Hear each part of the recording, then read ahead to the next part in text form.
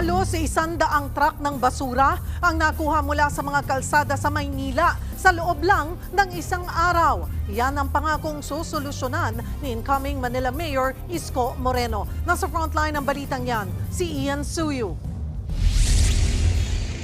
Sa kuha ni incoming Manila Mayor Isko Moreno, tambak ng basura ang tumambad sa kahabaan ng Mel Lopez Boulevard sa Tondo, Maynila. Halos masakop nito ang kalsada. Walang madaanan ng mga sasakyan. Samot-saring plastik, kahoy at halo-halo na ang mga nabubulok at di nabubulok.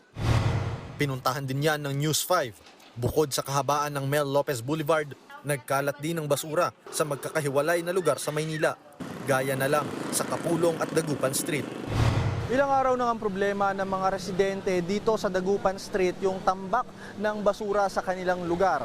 Bagamat kahapon daw may mga kolektor na dumating na at kinuha yung ilang mga basura dito, kitang-kita naman na may mga natitira pa at ang pangamba nila, baka makaapekto yan sa kanilang kalusugan pati na rin sa kanilang hanap buhay, kagaya na lamang ng mga kainan malapit dito. Ang lugawan ni Rene, apektado dahil sa harap mismo nila na iwan ang tambak ng basura. Nung nakarang araw, 3 araw nakastock yung basura bago nakuha O ito bago lang yan. Maho talaga. Sana makuha ng basura yan araw-araw para malinis yung palagi yung kalsada. Apekto sa sa aming panininda Ganyan din ang sitwasyon sa kahabaan ng De La Fuente Street sa Sampaloc.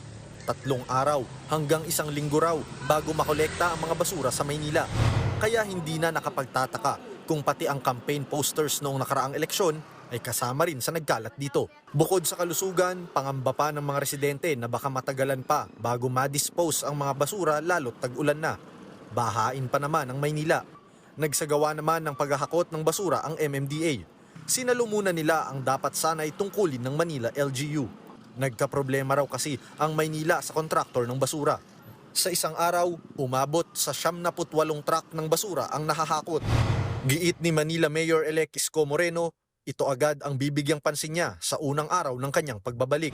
Sinusubukan ng News 5 na kunan ng pahayag ang kampo ni outgoing Manila Mayor Hani Lacuna, pero wala pa rin siyang sagot.